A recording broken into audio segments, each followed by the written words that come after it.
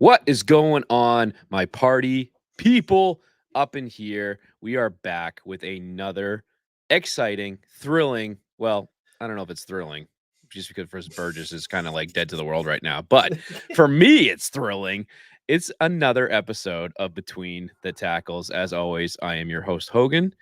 And I don't know if you guys heard Maverick was just barking. He's a little excited because he can hear me talking in the basement. But enough about me. I mean, I'm 3-0 from last week, so I'm feeling good. I know you and Manish were not as lucky, but Burge, my man, it's been a minute. How you doing? I am barely awake right now. If you're looking at this on YouTube, like my eyes are probably like half closed. But no, it's good to be back. I had to sit out last week due to some work requirements. So it's good to be back to talk some football with you. You make the comment about being 3-0 after your nice goose egg you had the week before. Still went 2-1. We'll get into that a little bit later in the episode. This is the first week that your BTT boys we're in the positive side and not under 500 for the week. So looking forward to talking about that with you, buddy. Yeah, all three of us. In case you guys haven't noticed, our buddy, our good friend, our newest co-host. I'll throw him in there. He could be a co-host if he wants to be. Manish Mehta Yeah. is he's taking the day off. He's on assignment, as we like to say in the podcasting world, and he knows what he's on assignment for. We miss him, but we wish him well. He's got some duties to take care of. But speaking of duties, you know who just dropped another massive duty in the NFL there, Birch? You know who I'm talking about? The team I love to hate. That's right. I'm talking about those goddamn Tennessee Titans.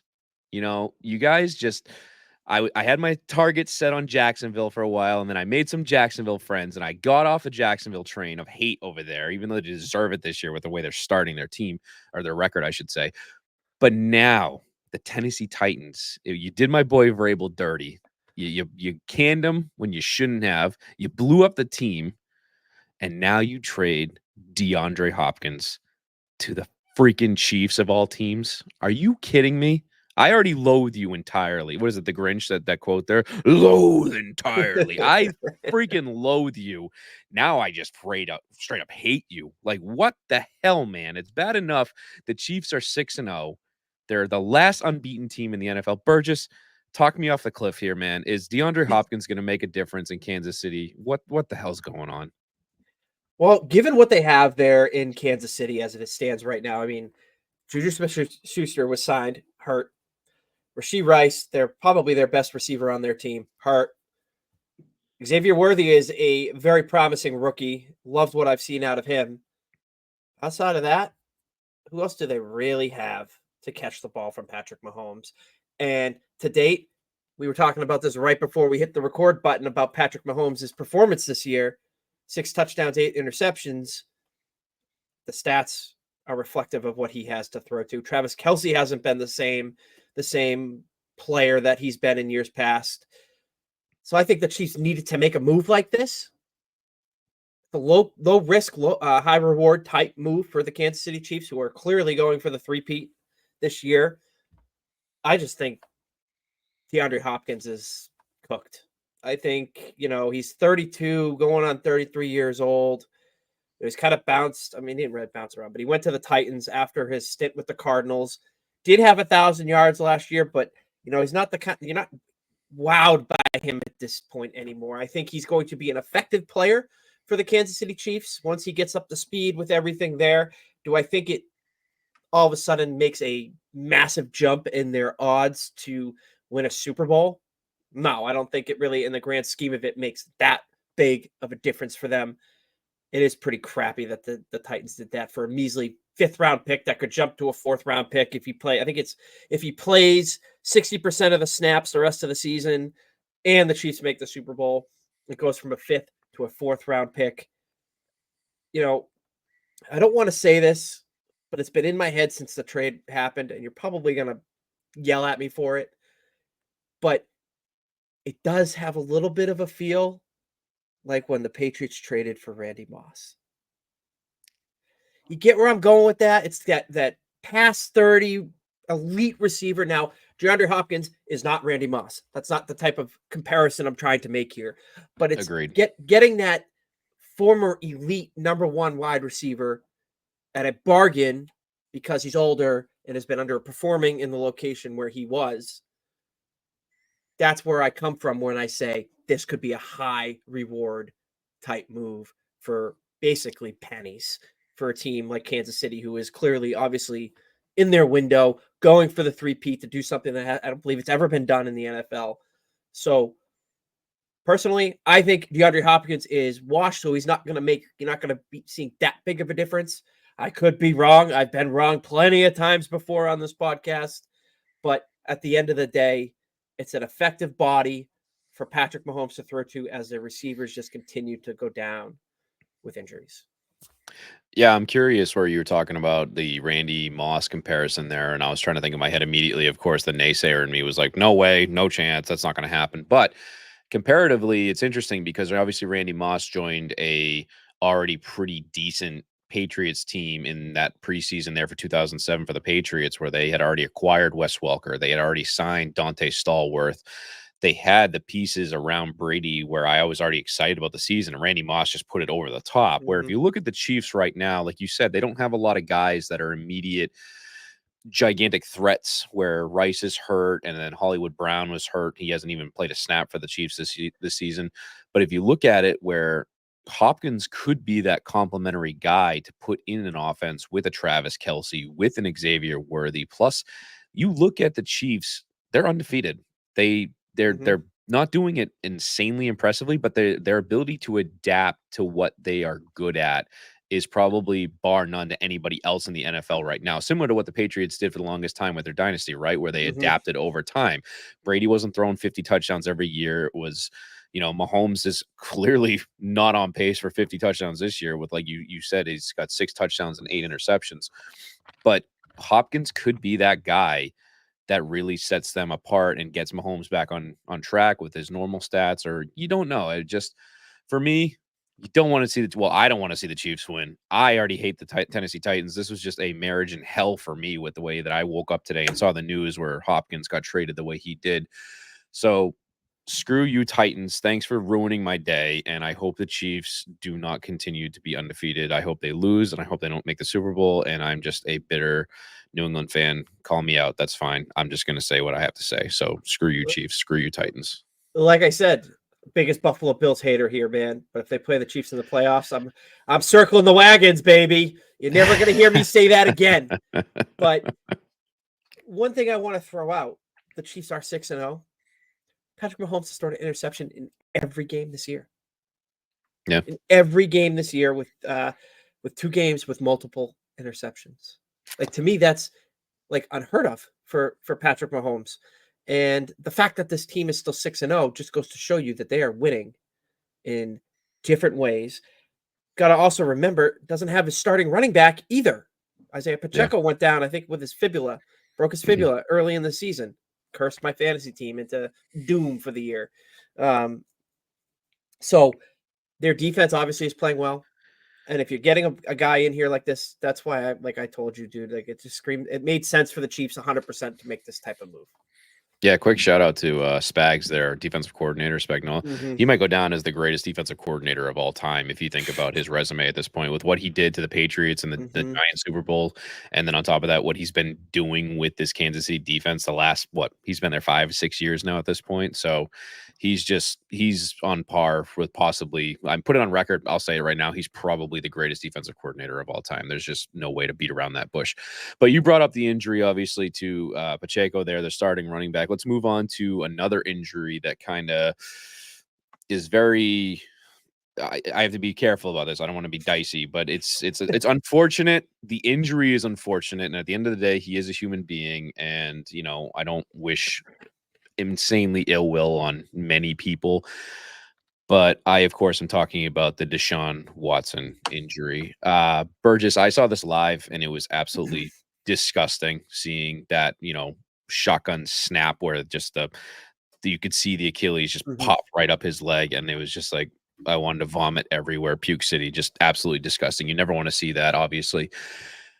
What does this mean going forward for the Cleveland Browns, where they're already inept as they are, being what, 1-6 at this point. They went to Dorian Thomas Robinson, whatever the heck his name is, the backup there. He got hurt, and then Jameis Winston came in. They've already come out and said that Jameis slinging, what is it, 30 for 30? Jameis Winston, 30 touchdowns, 30 interceptions. I love bringing up that stat about him. He's going to be their starter this weekend. They happen to sign an old buddy of ours off the Chiefs practice squad. You have any idea who I'm talking about? The Zappy fever has come to Cleveland. And us here in New England are obviously making a bigger deal about this than probably anybody else in the rest of the league. Just seeing this guy get on an active roster. Oh, he would have done better than Jacoby Brissett through 5 games here in New England. Like, I just think it's comical that the kid's got a job again. I mean, he had a couple of, he had 15 seconds of fame here in New England with a couple of back-to-back games where he kind of helped the Patriots in Mac Jones's absence, and then it caused a whole debacle here. But to me, obviously, he's going to be signed there to be a backup. Jameis Winston, for the Cleveland Browns, can't spell his last name without wins. So he said that's a quote from Jameis Winston himself. So, maybe it helps them. I mean, I've always thought Jameis Winston was a effective quarterback in the league. Yes, he had that season where he threw 30 interceptions. Very bad. But, former number 1 overall pick, average quarterback, you'd say, probably. Could he start in the league right now? I think he could. I do believe that he could. I know you may not agree with that, but I think that he could, and he's going to get his chance there in Cleveland. Deshaun Watson obviously is going to be out for the year. I didn't see the injury live. I'm one of those people that's got to look up those injuries. I did the same thing with Godwin, and I wish that I didn't. But seeing the recoil in that guy's calf as that thing snapped, just like, oh, yep. You feel for the guy. Everything else aside, you feel for the guy because that's an Achilles injury for anybody to suffer at any point is a significant injury. They don't call it your Achilles. They don't have the saying Achilles heel for nothing. I mean, you can't walk. You can barely walk without that thing. It's a mess. So I think that, I wish Deshaun the best. I hope he gets better. We could make memes and jokes about this on the podcast, but we're not going to do that. We're just not going to do that. So it'll be interesting to see where Cleveland goes from here. Obviously, I think their season's over, just like every other 1-6 team in the league. They're not going anywhere towards the playoffs. So Jameis Winston's going to get his chance to maybe show something. Maybe he gets to be a bridge quarterback somewhere next year if he does well. Who knows? But it's definitely going to be interesting to see where Cleveland goes from here. That's right. We are. And real quick, I know we hadn't talked about this and had it on our agenda, but Jameis Winston also doesn't have Cleveland's former number 1 receiver. I don't know if you guys touched on that last week, but Amari Cooper in Buffalo now, who's he throwing to? Jerry Jeudy? Great question. Yeah, pretty much at this point, it's Jerry Jeudy. I was going to say, we're not going to make any massage jokes on here. We're just going to talk about the guy who likes to steal crab legs and eat W's or whatever that sign he did. Whatever he did that. Yeah, he's a freaking clown. He is a clown, but he is entertainment in its finest form with the Cleveland Browns there. So we'll see what happens with that. But let's move on to our next subject here. Kind of recent firing, actually the first and only head coach I believe to be let go so far this season. I of course am talking about Robert Saleh, who was formerly the New York Jets head coach, and he was actually spotted with his old buddy Matt LaFleur with the Green Bay Packers recently. More surprising than anything is he was spotted hanging out with the offense. Burgess, do we have a case of a new age Matt Patricia on our hands going on in Green Bay, or what the hell's going on here? Why are you trying to give me PTSD on our Wednesday night recording here? All right. I don't want to ever think about a defensive coordinator coaching and calling plays on the offense. Now, that's not what Robert Saleh is going to be doing with the Green Bay Packers. Everybody knows Matt LaFleur is the guy that calls the plays and does all that. I think there must have been a relationship there with them in the past, obviously, with Kyle Shanahan. LaFleur comes from that tree of coaching, so I'm sure there was some relationship there. can't hurt. The move can't hurt. I personally think Robert Saleh is a good coach, especially defensively. So it'll be interesting to see what kind of role he ends up filling out there in Green Bay. I don't think it'll be a major one, but it's why not bring in another guy to that you know and respect and are familiar with to help your operation kind of steamroll down the regular season. Are I you more don't. surprised? Are you more surprised that San Francisco didn't give him a call to come back and hang out with their defense, where they're kind of in need at this point? Yeah, I absolutely. I mean, I figured that would have been a no-brainer decision for Kyle Shanahan out in San Francisco, but I mean, I wanted the New England Patriots to call the guy up and be like, come up to New England, help out our defense, which has clearly been struggling, and we'll get to that in a little bit. But like a move like this just makes sense. I think he got a raw deal in New York, so I'm happy to see that he got back into the league as quickly as he did, albeit in a minor role. I think we'll see him in some sort of defensive position next year. For some team will hire him back because, like I said, I think he's a good coach. Very true, very true. Well, staying on the subject of New York and the Jets and shenanigans as usual, we got them coming up on the Patriots schedule this weekend, and as of right now, newly added to the injury report is one and only Aaron GM Rodgers. That's what I'm going to call him going forward, since obviously he's the GM of the New York Jets now, wheeling and dealing to get his guy Devontae Adams to come hang out with him so they can get blown out by the Steelers on that Sunday night game. Which I went to bed. I went to bed at halftime, and boy, am I glad I did, because I woke up to a fun little surprise there. Shout out to the Steelers, actually. They gave me, that was the 3-0 victory I got there for my picks. But anyway, going back to the Jets here, Aaron Rodgers landing himself on the injury report. I think he's on the injury report for like 14 different things at this point. His shoulder, his ankle, his knee, his hip, I mean, the guy's he's no spring chicken, so it's not surprising that he's banged up, especially with the way that offensive line's been protecting him. But Burgess, what does this injury mean for the Jets this weekend? Which I know we'll get into the game a little bit more later on, but at the same time, if he misses multiple weeks, is Tyrod Taylor the new guy for the New York Jets? The timing of this is very interesting for his injuries to come up. I don't want to sit here and call the guy a liar and say that he's not dealing with it with something, but week after his coach gets fired, they make a trade for his boy Devontae Adams from Green Bay. We all know who made that decision. Joe Douglas is an absolute puppet there in New York. He ain't calling the shots. Aaron Rodgers is calling the shots. 40-year-old Aaron Rodgers, a quarterback who played 6 plays last year. And this year has a worse record than Zach Wilson had through the same amount of games last year.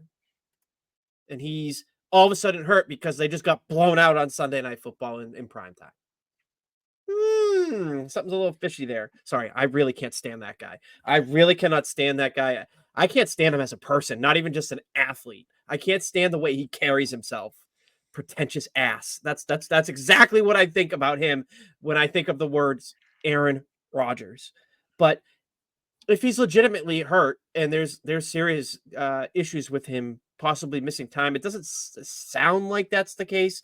He was limited in a walkthrough today, but I guess according to the coach Ulbrich there, that his hamstring flared up at some point during the game Sunday night, which, you don't have your hamstring, your ability to be mobile back there is definitely going to take a hit. And Aaron Rodgers, I think we've seen, needs to still be able to showcase some of that he has left in the tank at age 40 to be effective for the Jets.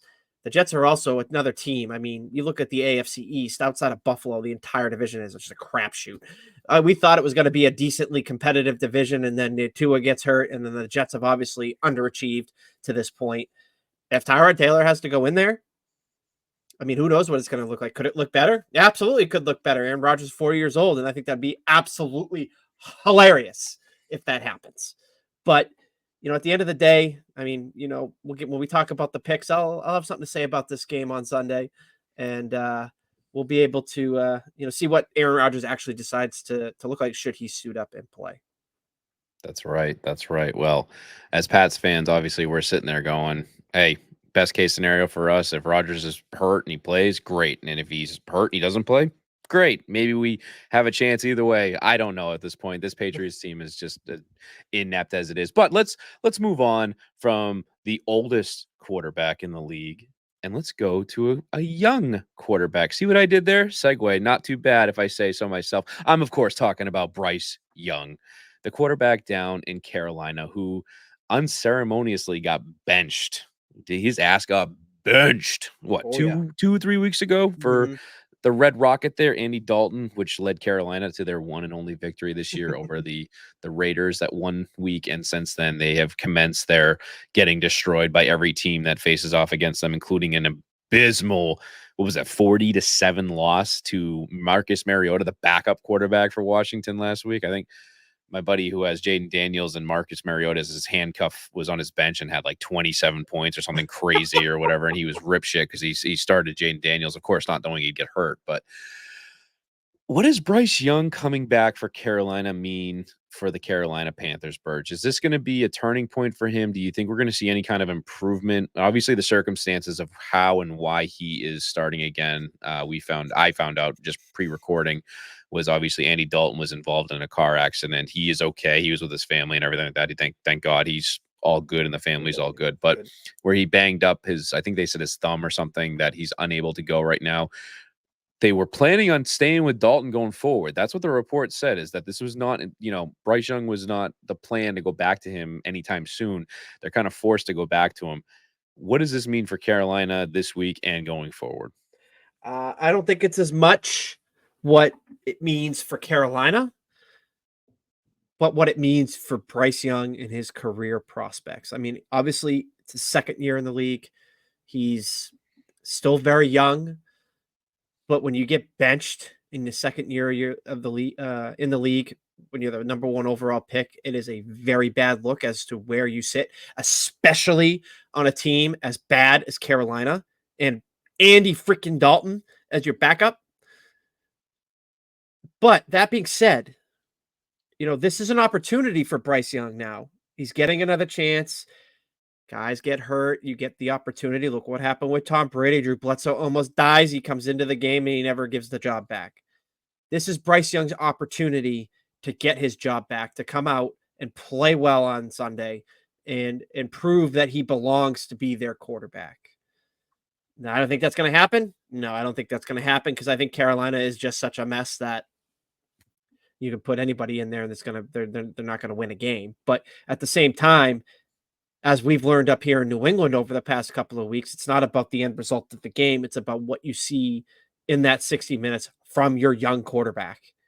And if they start seeing some glimpses that, hey, he took a couple of weeks off, worked on some things, and now all of a sudden you're starting to see a little bit of flashes, he may not give the job back to Andy Dalton at that point. So I think it's a massive opportunity for Bryce Young to really get back into the starting role there in Carolina. But on the flip side, if it goes really bad, I don't think he's coming back to Carolina next year. I think it has that much of a weight on this that they could look to move on from him in the offseason. Yeah, the potential is definitely there because obviously there was a lot of discussion about whether they were going to trade him away initially when he got benched earlier this year. And Mhm. obviously all the talking heads were saying how much of a failure he's been and the team let him down. It's very reminiscent from my perspective of kind of the Mac Jones saga with what happened with him in New England, right? Where I think the talent's there with Bryce Young clearly because he was the number one pick for a reason. He obviously led Alabama the way he did to was it multiple national titles or at least one, whatever it was. He won a Heisman. The talent is obviously there.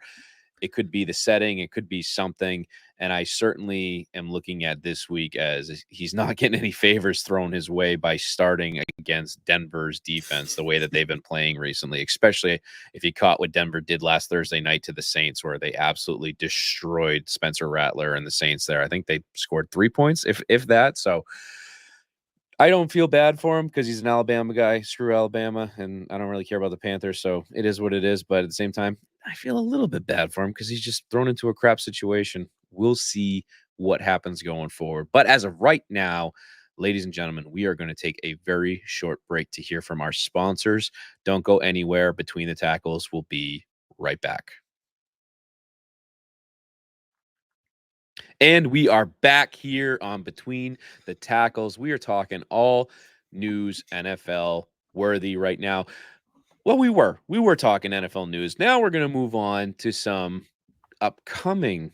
Oh, I lied. We're not going to talk about upcoming. We're going to You're talk getting ahead of about a little yourself bit. Well, I was there. going to say I'm getting ahead of. Look at this. I'm already the ad break happened, and I'm thrown for a tizzle over here. I don't know what's happening. We're gonna go back to this past weekend, and we're going to talk about our Patriots Burge, which.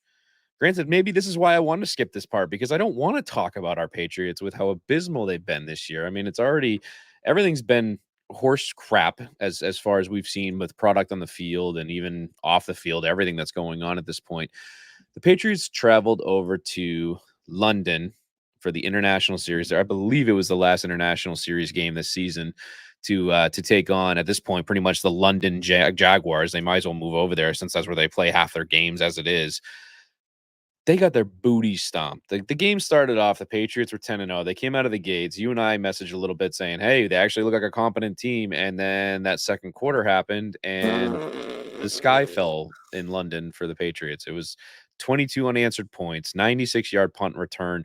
The defense let up, 17, 18 straight run plays. I think that was more so into the third or fourth quarter. But what the hell is going on in New England? And is there any way to savor anything this season, or are we packing it up and waiting for that number one overall draft pick at this point? I think it's packing it up and waiting for that number one overall draft pick. As much as I hate to say that, as somebody who watches those games and hoping my team wins, uh, this was just a disgrace, if you ask me. It actually wasn't 22; it was 25 unanswered points if you count the third quarter of this game. To me, the defense is the biggest disappointment.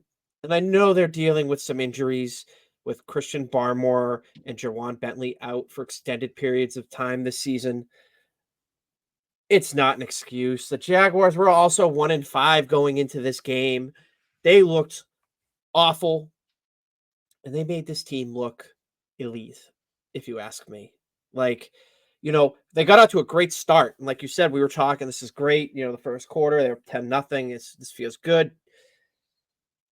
And then the defense decided to just, we're gonna go check out Westminster Abbey and forget about this 15-minute quarter of football that we're playing. It was just an absolute joke of a quarter.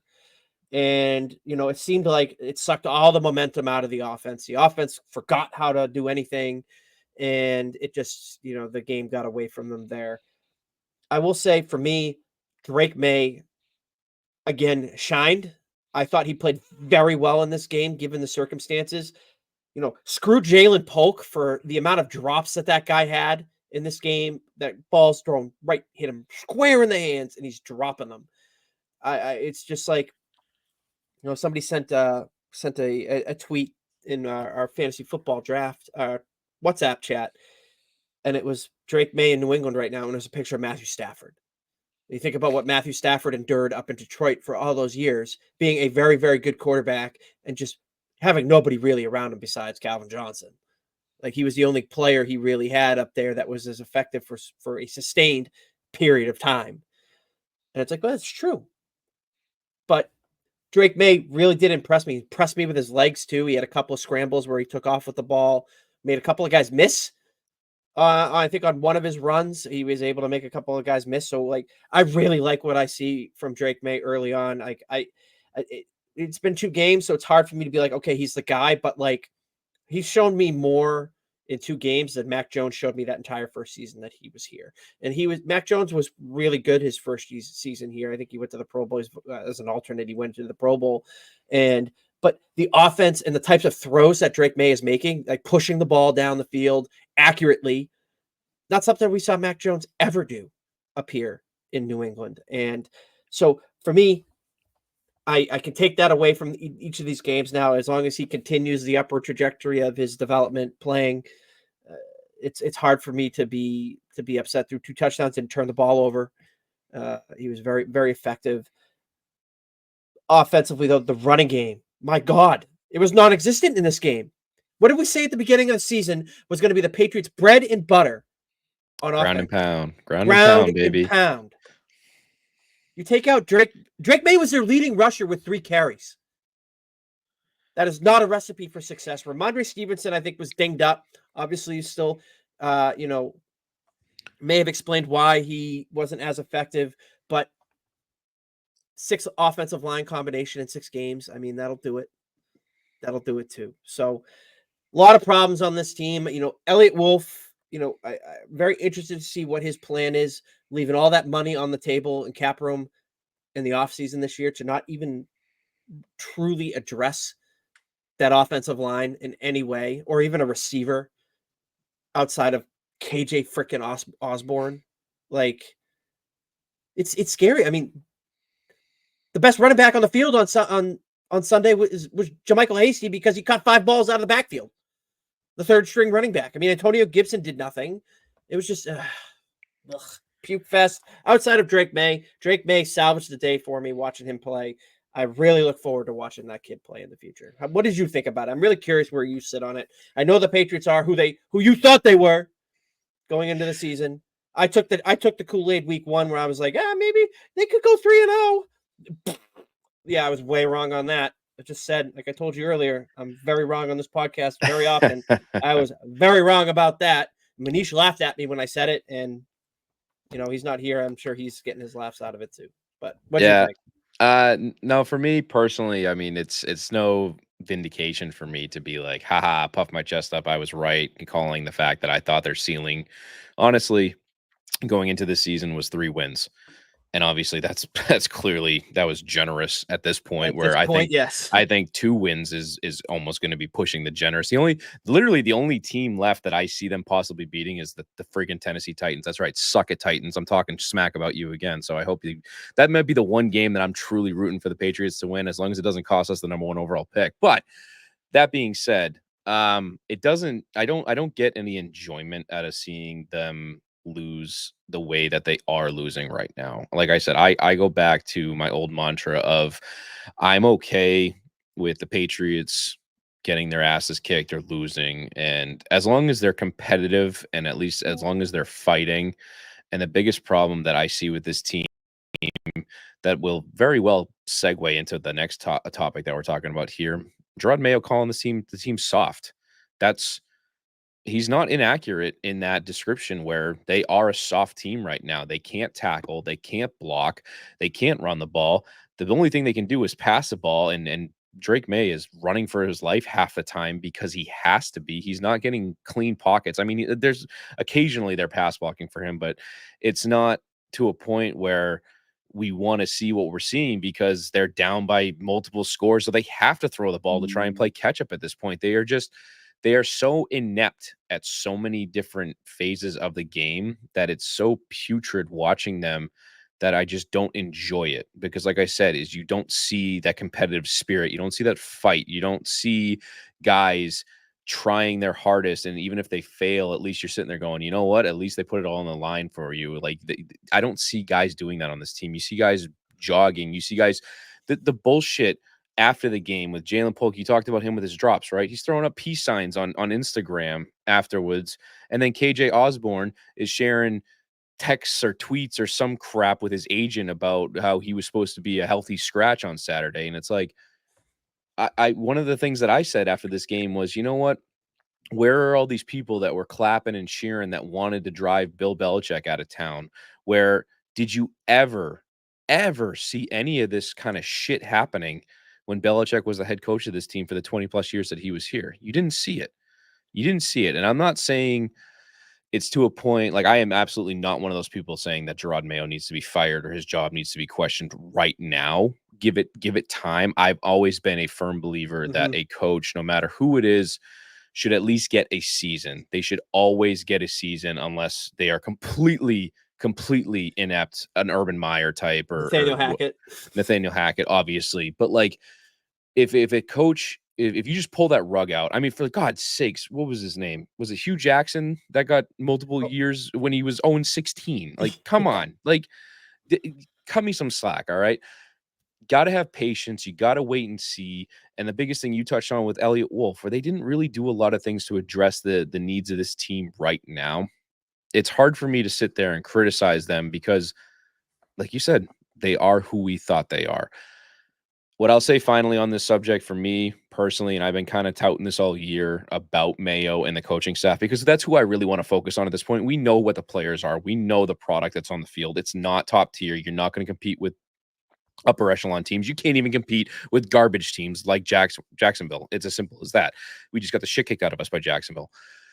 The coaching needs to be stepped up in a way that I think we haven't seen before, because offensively, defensively, and I'll even go after Mayo, they don't make adjustments. They don't do things that they should do. They don't do simple football.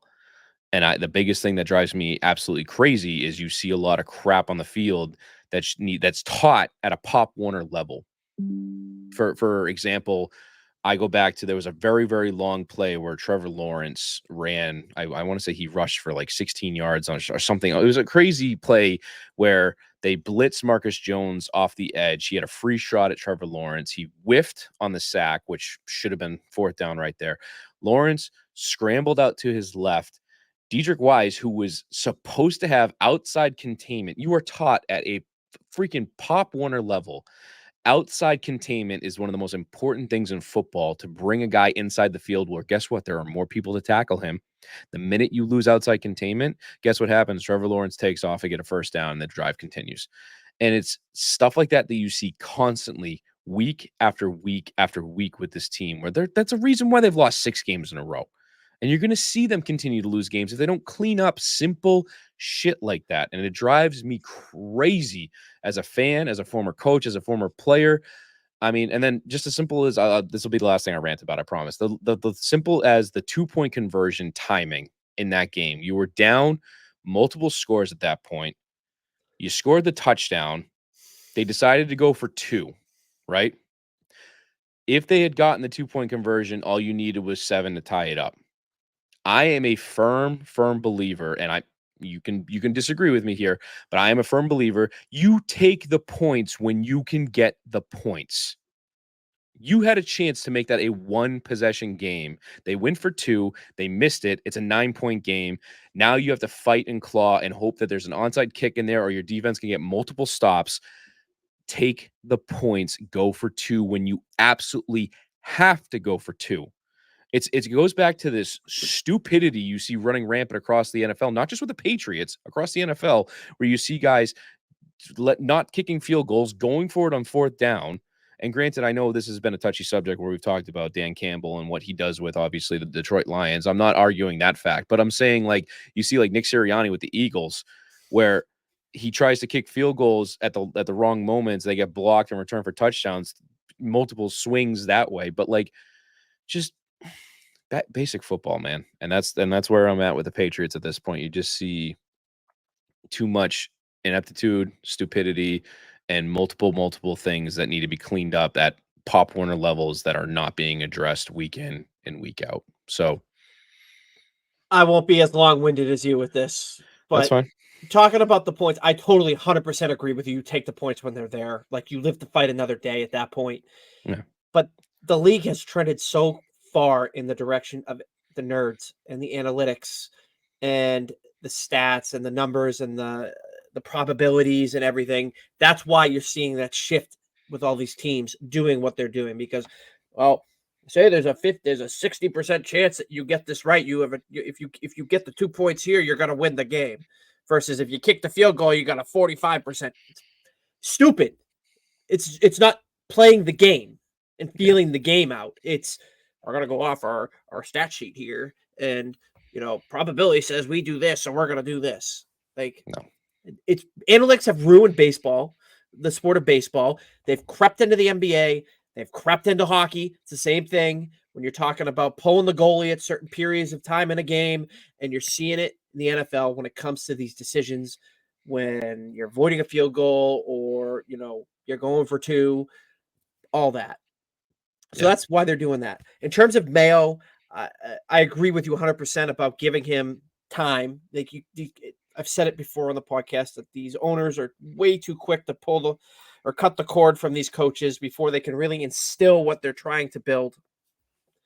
With that being said, the Mayo and his coaching staff look pretty inept right now with what they've done, and you hit it with the lack of adjustments, and you're seeing a little. I want to say it feels like a little bit of a loss of control of the room with where these players are going out publicly and doing these things and the way that they're talking and and all that. And yeah, I mean that's why one of the biggest reasons why I want Bill Belichick to go, because he had control of that the outside shit. Like you never saw it. Like you never heard about it. And if you did, the player paid the price for it.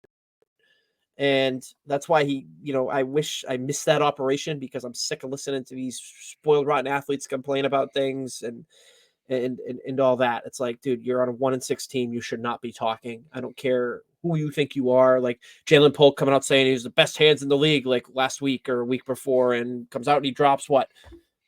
3 passes, beautiful, beautiful passes right in his hands. He drops them. Like, dude, shut the F up and get better and play football. Don't act like an entitled idiot.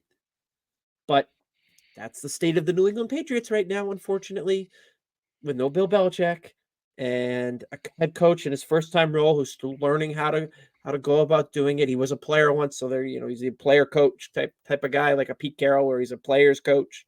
Very well could be, but time will be seen. I think people that are calling for his head right now are got a large dose of recency bias in their heads, and it's affecting everything. So That's the one thing, obviously, that the last thing I'll say on this is that obviously Patriot fans, as we know, are very irrational, and not always objective or not biased in their hot takes and everything like that. Because the amount of people that I've seen calling for Mayo's head on a spike to be fired immediately during the game, after the game, everything around the game, they were saying, "Oh, leave him in London." I mean, that's what they were saying about Doug freaking Peterson 2 weeks ago with Jacksonville after they got smoked by the Chicago Bears over there. And it's just, like I said, whether Mayo is the correct choice or not as the head coach of the New England Patriots, time will tell. But that's the biggest thing that people need to stop and realize, is that they need time to tell. That's it. You can't. You can sit here and scream that he's not the right guy. You need to fire him. What are you going to do right now? Who's the savior that's coming in to turn this team around? Like you touched on, they're 1-6. They're not Matt making a run. Patricia. Oh God, stop. What's McDaniels doing? Just threw up in my mouth. God. Anyway, let's move on. I talked about a team that I just mentioned there really quickly, Chicago, who whooped up on the Jacksonville Jaguars a couple weekends ago. Let's get into some big games, big matchups that we're actually looking at that can be exciting for this upcoming weekend, and move on from the Patriots, who are probably not going to be an exciting matchup against the New York Jets. We're looking at the Chicago Bears going against the Washington Commanders. And I want to get your take on this, Burgess, because it's going to be, I looked at this game as potentially one of the best games of the weekend before the injury to Jaden Daniels, obviously, because you got the number 1 pick, Caleb Williams, leading the Chicago Bears, who started off rough, but it seems like they've slowly starting to turn things around. They're 4-2. They just came off their bye. Like I said, just coming off of smoke in Jacksonville over in London. You get the Washington Commanders, which are arguably one of the hottest teams in the NFL right now, with the way Jaden Daniels was playing up until he got injured. Marcus Mariota, we touched on it earlier, didn't do too badly, obviously, against the very, very hapless Carolina Panthers. But is this a really big matchup that we're getting ready to see throw down on Sunday afternoon, where we got number 1 pick versus number 2 pick, or are we in for a letdown? If Jaden Daniels plays, I think it's a very, very intriguing matchup. You think about the future of the NFL. We're talking about the future quarterbacks, with rivalries and this and that. Not to mention, they're on 2 good teams that are playing really good football right now. So for me, if Jaden Daniels is in there, it's a must watch. It's a must watch to see where these 2 teams are at, where these 2 quarterbacks are at, and to see what kind of performance they each put on. I've been a huge fan of what Washington has done with Jaden Daniels this year so far. Really disappointing that he did get hurt. Not as high on the Chicago Bears, and they started off a little rough there, but they have seemed to put a few things together. They're just the fact that it's 1 versus 2 in this year's draft, 2 rookie quarterbacks going at it who are playing very well, is definitely intriguing. Chicago's in last place in the NFC North at 4-2.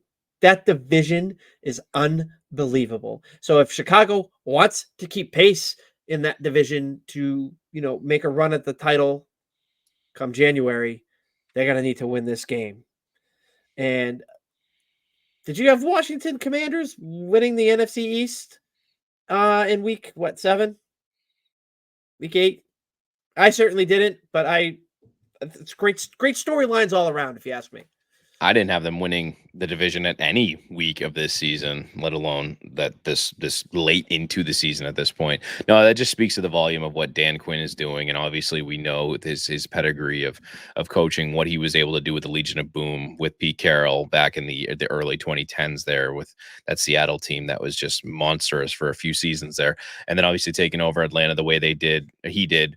And leading them to that Super Bowl, obviously, that we are very fond of that Super Bowl. But arguably, Dan Quinn has been a very polarizing coach for me outside of that one Atlanta year and the Legion of Boom years, because you look at what he did with Dallas recently, where he was able to get the most out of Micah Parsons and all of them. But his greatest coaching job as of right now, I have to go with this year with Washington, with what he's been able to do with a rookie quarterback that, I wasn't sold on Jaden Daniels right away. It took me a couple of games to get, on board with what he was able to do. But then on top of that, too, like I said, their defense, I probably couldn't tell you one starter on their defense right now, but he's got them balling out where they're in games. They're fighting with teams that they shouldn't be fighting with. And they very easily could steal that division where the NFC East is looking more like the NFC least. I mean, at least the AFC least is looking like it is at this point. But yeah, no, that could be a fascinating game. Obviously, I always hope for everybody to be healthy at all times. You never want to see players get hurt at all. But hopefully Jaden Daniels is able to rock and roll in that game. And if not, maybe Marcus Mariota can make some of that magic happen that happened last week. And we can see a heck of a game there with Chicago taking on Washington. And then the next game that I want to get into that is going to magically segue into our next segment afterwards, which is your picks going into next week. Let's talk about the old rivalry in the NFC that we got there. I'm, of course, talking about the Sunday night game, the Dallas Cowboys taking on the San Francisco 49ers. Is this going to be a really, really good matchup, or is this going to be like very, very much of a put off game? Because obviously the Cowboys aren't impressing anybody at 3-3 right now. They look good one week and then they get their doors blown out the next. 49ers got to be one of the biggest disappointments in the NFL at 3-4 as of right now, because they were coming off a Super Bowl hangover where they lost the Super Bowl the way they did, but they looked unbeatable at times last year. They're the walking dead right now with all the injuries they've got going on. I think I saw a funny joke. Well, maybe it's not funny, but I saw an interesting meme. What was it the other day that said Ricky Pearsall is the healthiest receiver on the 49ers, and he was shot in the chest like a month ago or something like that, which is absolutely crazy to think about. Yeah, okay, I'm good. I'm glad you're laughing. It makes me feel a little bit bad. I feel so bad to laugh at that, but the way you said that is right. But that's the thing, though, is you think about it. He got shot in the preseason. I think it was trying to thwart a robbery attempt or something. Yeah, I remember and now. Yeah, obviously he just got reactivated. I think last week was his first game that he played in professionally, where he's a rookie there. But Deebo Samuel's out. Brandon Ayuk is now currently out for the entire year. McCaffrey's still not in. Was Juwan Jennings missed a couple games now at this point. So, Burgess, does this open the door for the Cowboys to kind of kickstart maybe a resurgence here in this season where they can try and get back on track and get back in the NFC East? Or are the 49ers going to, pull up their big boy pants and take care of business at home and smack around the Cowboys? if you ask me, just based on the division standings at this point, I would say that this game means more to the Dallas Cowboys than it does to the San Francisco 49ers. The NFC West is a lot closer in terms of all four teams being kind of within a game or two of each other, whereas the Dallas Cowboys are quickly kind of falling behind the Commanders and the Eagles there in the NFC East. So for me, I think it means a lot to the Cowboys. Obviously, you just kind of touched on all of the 49ers issues. It's hard to really call them a disappointment just because of the amount of injuries that they've had to endure through the first 7 weeks of the season. I mean, you left out George Kittle on that laundry list of names that you named, and he didn't practice today. So like he could be missing their 2, which is deeply concerning for somebody like Brock Purdy, who's trying to get himself paid after this year. You know what I mean? Like, it's kind of ironic, kind of the way that kind of played out. It has a chance to be a good game. I think it could very well be a sloppy type game just because of what we've seen the Cowboys do this year and all of the injuries to the San Francisco 49ers on both sides of the ball. So, I have some feelings about this. If you want to, we can move into the pick segment there. We'll talk about the BTT picks for week 8 this week. Hogan, you want to recap last week's I was gonna say, yeah, we'll performance? get into week 8, but before we do, I am briefly gonna go over the standings from week 7. We are gonna start with our good buddy who is MIA this week, and I, of course, am talking about Manish Mehta, who was 8-4 overall, coming off a previously 3-0 week that he had in week 6. That last week he went with the Falcons versus the Seahawks. Did not go well for you there, Manish. That was a very bad choice. For your next pick there, you got the Cincinnati Bengals -6 versus the Browns. That was a close game, believe it or not. He almost missed on that one, but Cincinnati was able to take advantage late in the game and seal the deal there. That gave him let him go 1-1 to that point. And then he took the Colts -3 versus the Dolphins. Colts ended up pulling that game out by 6 points. It was almost a 3-point game, but they kicked a late field goal.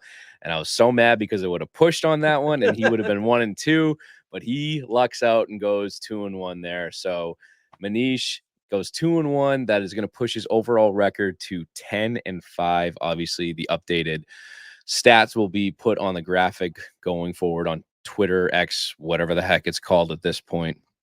And before we get into our recaps, Birch, do you want to read off Manish's picks for this current week? Yes. So Manish in Absentia has submitted picks to us. First pick he has Green Bay -4.5 against the Jaguars. I like that pick. Bengals -2 against the Eagles at home. Manish loves picking against his own team. It seems like every week he's picking against his Eagles. And then, of course, I think this is the real reason why he bailed out tonight. He didn't want to have to sit here and defend his Bills -3 pick at the Seahawks to the biggest Bills hater in the world. So, no, just kidding. But yeah, that's what we got. Packers -4.5, Bengals -2, Bills -3 for Manish this week. There you have it. There you have it. We will see how Manish does going into week 8. Secondly, we got to go to my co-host over here, the Burge man himself, who was coming off a 7-5 overall record the previous week. He also went 3-0. How did he do this past week? Not 3-0 is my guess, as we talked about. Our buddy here decided to rock and roll with the Patriots +5.5 versus Jacksonville Jaguars. You were probably feeling pretty good about yourself going into the first quarter of that game, and then how did that go afterwards? I know we talked about the game, but how did that go for you? Not good. No comment. No comment. That's no probably comment. for the best. That's for the best. So Burge starting off 0-1 on his picks from last week. However, he gets on track with his next two here. Obviously, he took the Commanders -8 versus the Panthers. That game was won by, I think, 33 points. So you were more than okay with your prediction of the blowout incoming there. So that worked out well for you. And then to follow up with the Lions +2.5 versus the Vikings. That was actually a fascinating game that we didn't talk about there, right? The Lions pulled that out at the last second, right? They kicked the field goal to win 31-29 or something. I didn't realize it was that close. I thought it Yeah. was I think it was 28, 31, 27, 31-29. 31-29. Yeah, so I was right. Good Yeah, thing I so got that extra half point in early. Remember, I'll talk about that in the chat. Yeah, that was you and Manish's little battle that you had. Obviously, he was a little upset, fired up with you getting 2 points or whatever your shenanigans was there. But either way, the Lions persevered for you and they pulled it off. They beat the Vikings to take over number 1 spot in the NFC North there. So you finished the week 2-1 there to bring your overall record to 9-6. Let's get into your picks, buddy. You mentioned one before. You didn't give us a winner there, but you teased it where we talked about the Cowboys versus the 49ers. What do we got? I have the Cowboys plus 4 points beating the 49ers in San Francisco on Sunday night. Ooh. I think that the 49ers injuries, they're just too much there. The Cowboys are also coming off a bye week into this game. And I think the sun's about to set on what the 49ers are doing this year. I think that if with the way the injuries have played out, losing Ayuk last week, unless they can somehow magically start getting healthy with some of these guys that have had these injuries for a few weeks now, it's going to be tough sledding, especially given the Super Bowl hangover that tends to come for the Super Bowl loser in the following year. So give me the Cowboys plus 4. I also have the Texans -5 against the Colts. Big Texans guy. I love me some CJ Stroud, Joe Mixon, Stephon Diggs. Now I love that man. I love that man. I hated him for so long. I love that man now. But I love what D'Amico Ryans is doing with the Texans. They've kind of picked up right where they left off last year. So I like them taking down the Colts -5. And then my final pick of the week, I'm riding with the guys again. Drake May, don't let me down. +7 at home against the Jets. Screw you, Aaron Rodgers, with your hamstring injury. You can play if you want. Patriots are going to keep this close because the Jets are an absolute dumpster fire as well. And they got blown out the last time. Ain't gonna happen again. I'm confident. I'm not going hashtag hitchhike, but I am confident. +7. All right, you heard it here first, ladies and gentlemen. Burgess No, going don't 0 twist my 0 words. 3, going 0 3 this week. Obviously, he's as confident as he is, so he's definitely going in the toilet as we speak. All right, we got your picks out of the way. Let's get this rocking and rolling with yours truly over here, who finished the week previous 5-7, losing record. I was 1-2 in the what was it, week 6 there, and I needed a miracle. I needed a comeback. I needed to get back on on track to where I needed to be. And your boy showed up and showed out for what he needed to do. That's right. I went 3-0 last week. All of my picks got locked in. I was feeling hot. I was feeling good. We're rocking and rolling, baby. Steelers +2.5 versus the Jets. This is the one game actually that I was nervous about because I wasn't sure what Steelers team was going to show up with Russell Wilson taking over and the Jets getting Devontae Adams. Went to bed not feeling good because, like I said, I went to bed at halftime where the Jets were up 15-13. Woke up to the Steelers absolutely dominating the Jets in the second half. They get the victory there, 37-15. And then I didn't even get to talk crap to Manish about this. He was making fun of me sitting there. Last week, I predicted that the Chiefs were easily, that's right, I said easily going to knock off the San Francisco 49ers. And what'd they do? They easily knocked off the San Francisco 49ers. They were +1.5. I think that final score was what? 28-14 or something like that. I don't even know if the 49ers scored 14 points there. Either way, another victory for me, 2-0 on that one. And then I actually rolled with Manish's team there. Eagles -3 versus the Giants. They smoked them 28-3. So yeah, that's right. Your boy finished 3-0 last week to give me an overall record of 8-7, which puts me back on top of the positive side of things, not on top of the leaderboard, because that is obviously Manish's train to ride right now. But I'm on the right path where we need to go. So I'm going to keep the good vibes going right into this week's picks. I had to take my headphones off for that gloating session that you just had to get off your chest. That's fine. Negative vibes now for you. Let's go. Negative. Okay, Mr. 0-3. I don't want to hear it. Anyway, we're going into this week's picks. I got the Baltimore Ravens continuing to rock and roll. They started off 0-2. They're 5-2 now. They've won 5 straight. They look unstoppable. They showed up and they balled out against Tampa, who obviously had some very bad injuries in Monday night's game. But they are playing the famous Jameis Winston Browns this week. They're going to Cleveland. Give me Baltimore -8.5. I think Lamar and Derrick Henry absolutely just run train on the Cleveland Browns per usual. So that's my first pick there. My second pick, again, I am rocking and rolling with the Pittsburgh Steelers, who are playing at home on Monday night versus the New York Giants. The Giants are lost. They are helpless. They are benching Daniel Jones for Drew Lock. Who knows what's going on in the Meadowlands? I certainly don't know. I certainly don't care. Give me the Pittsburgh Steelers to absolutely annihilate them. Pittsburgh -6.5.